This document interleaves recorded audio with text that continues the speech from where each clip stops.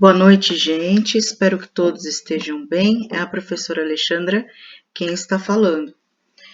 A pauta da nossa aula de hoje vai ser sobre o gênero textual notícia e o gênero textual reportagem, com foco ao gênero textual reportagem, que vai ser a temática aí da atividade de vocês. Vamos lá para algumas considerações que serão importantes para vocês. Vamos falar primeiro da notícia. O que é a notícia? Todo mundo sabe, né? É quase que desnecessária a explicação. A notícia, o objetivo dela é apresentar fatos para a gente. Então, por exemplo, fatos e acontecimentos. Qualquer acontecimento que seja de relevância, ou seja, do interesse da comunidade, do interesse da sociedade, é um fato que se torna notícia. E essa notícia ela pode ser veiculada em canais de TV, em TV a cabo, em canais de internet, em jornal de internet, em jornal de papel, né, que a gente costuma chamar de imprensa escrita, aquilo que a gente compra lá no jornaleiro. Então, se for um fato, um acontecimento de caráter relevante para a sociedade, vira notícia.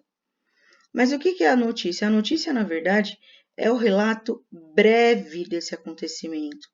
A notícia, ela informa, né? Ela está caracterizada aí no campo dos gêneros informativos. Então, a notícia, ela vai informar, né? Vamos já entrar na questão da atualidade aí.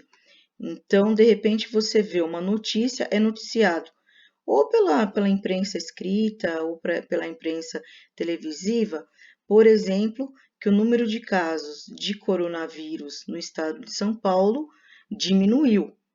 Então, se a gente estiver diante de uma notícia, ele só vai noticiar o seguinte, né?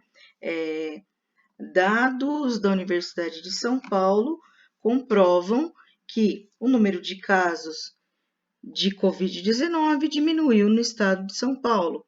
Essa fonte foi divulgada na tarde de ontem, né, pelos especialistas da Universidade de São Paulo, ponto. Ele deu a notícia, ele noticiou que o número de casos de óbitos pela Covid-19 teve diminuição no estado de São Paulo, ponto. Ele noticiou, ele informou.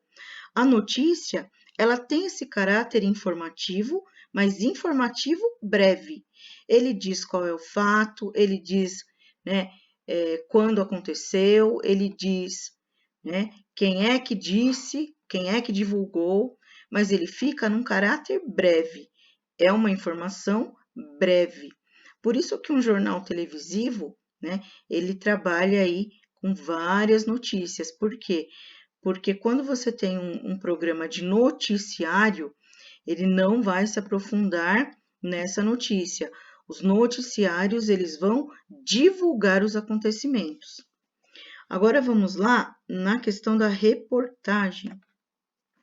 Se a gente pudesse resumir o que é reportagem, a gente poderia dizer que a reportagem, ela é o desdobramento da notícia. Se a notícia, ela informa, né, sem dar muitos detalhes, o que é a reportagem? A reportagem vai pegar o fato da notícia, aquilo que ela noticiou, e vai dar detalhes sobre tudo aquilo. Ele vai desdobrar. O que é desdobrar? Ele vai ampliar o conteúdo daquela notícia. Então, ele vai trazer dados, ele vai trazer informações novas. Então, se a notícia informa, a reportagem ela informa e traz informações mais detalhadas. Então ele pode trazer gráficos, ele pode trazer outras informações relacionadas ao texto. Então a gente pode dizer que a reportagem ela nasce da notícia, mas ela amplia a notícia, oferecendo dados novos, oferecendo gráficos, oferecendo informações, oferecendo contrapontos.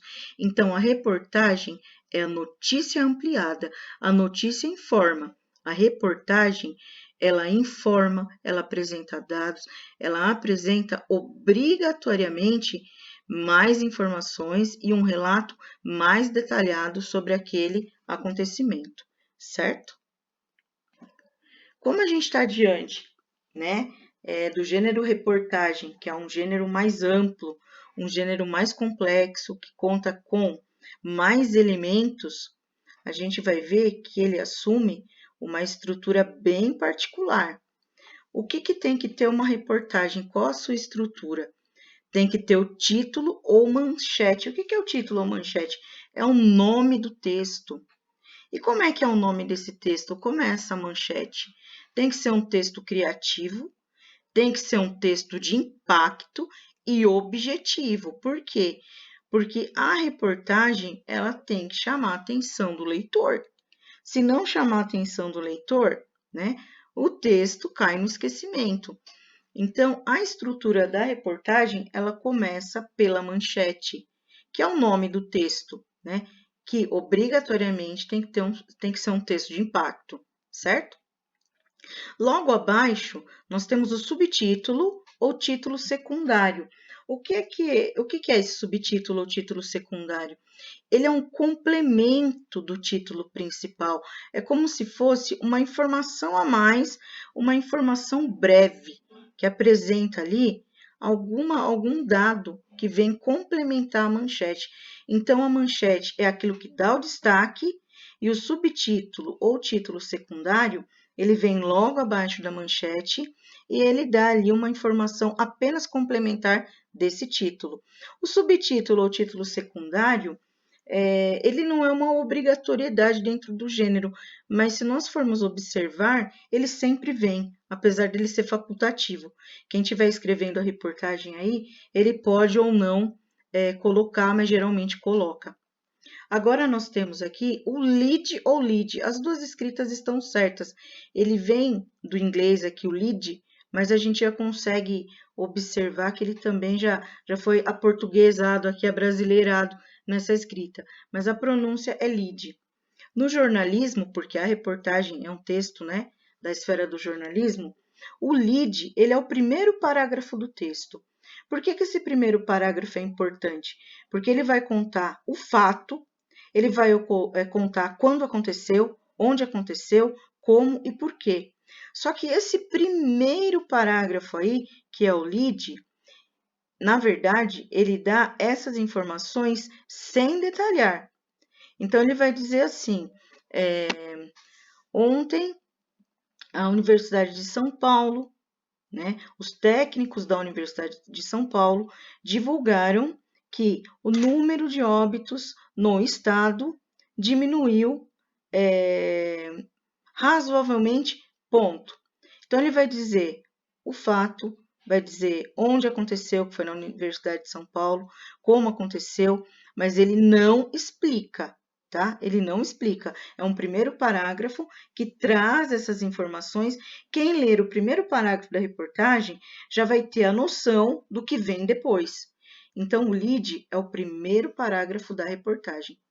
Então, nós já temos a manchete, nós já temos o subtítulo, temos o lead, e qual é o corpo do texto? É o desenvolvimento da reportagem.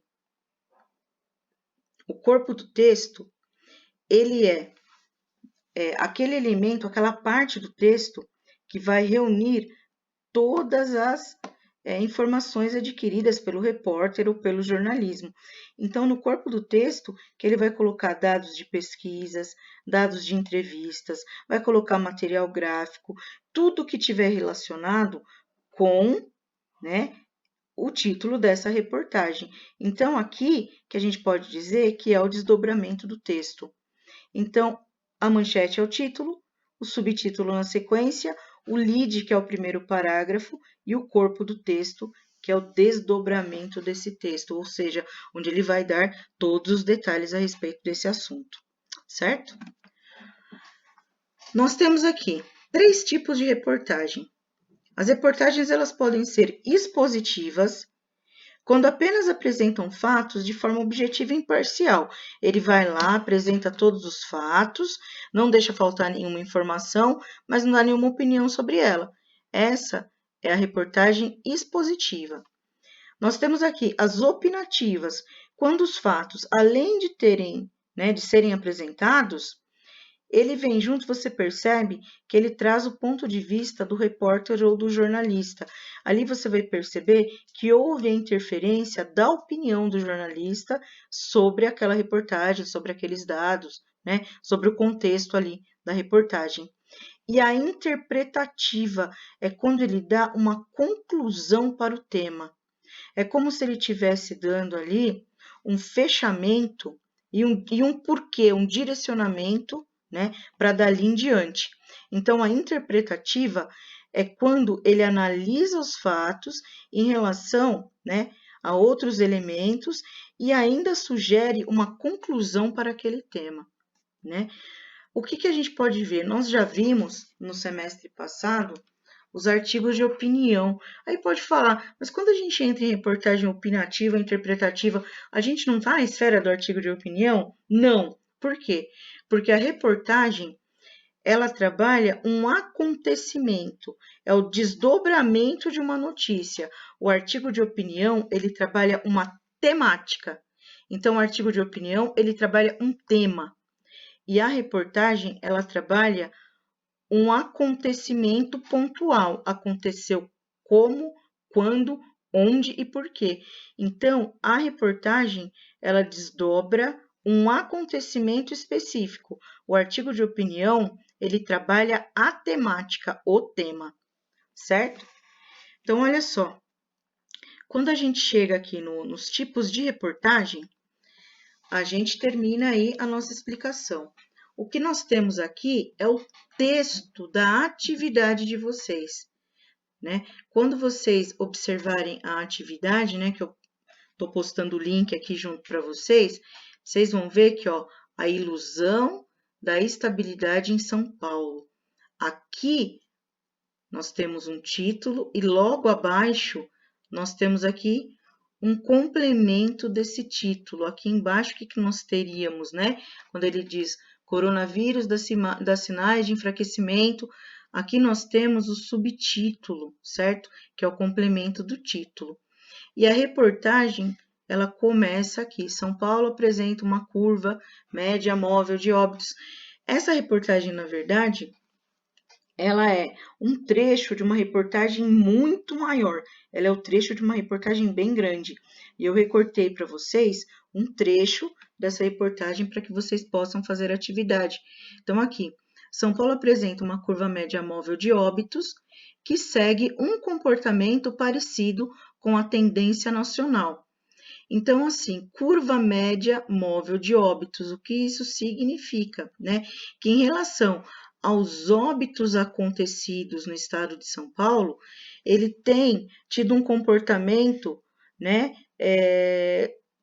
em relação ao restante do país, um comportamento assim parecido com o restante do país, desde que você olhe assim, de uma maneira mais distante. Aí ele começa a dizer que o estado, no caso o estado de São Paulo, ele foi a porta de entrada para o novo coronavírus no Brasil em fevereiro. Então, aqui ele está dizendo que o vírus entrou no Brasil em fevereiro pelo estado de São Paulo. E desde então, é o que mais acumula casos e mortes em números absolutos. Mas ao analisar a média móvel de novas mortes, ou seja, quando você começa a analisar mais a fundo e principalmente os óbitos mais recentes, é possível identificar uma certa estabilidade nos novos óbitos, registrados a partir do final de junho. Diferente do Amazonas, por exemplo. São Paulo não apresentou um pico com uma redução considerável.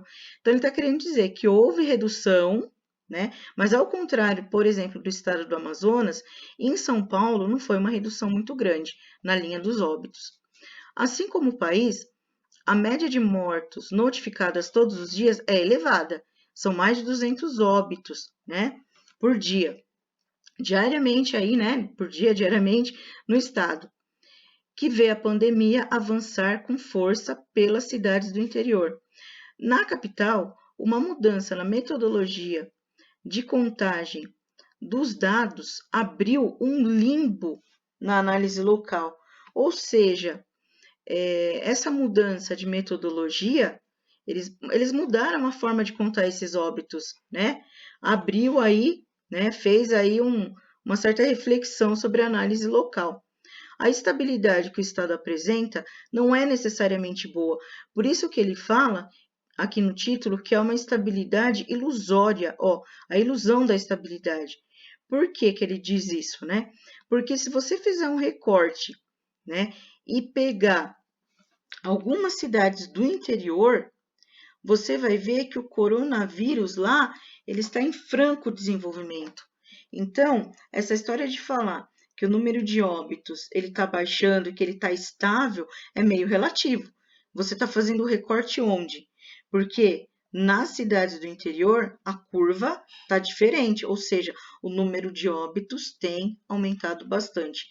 Diz Domingos Alves, que é a pessoa aqui, né, responsável por esses dados, por essas informações, certo?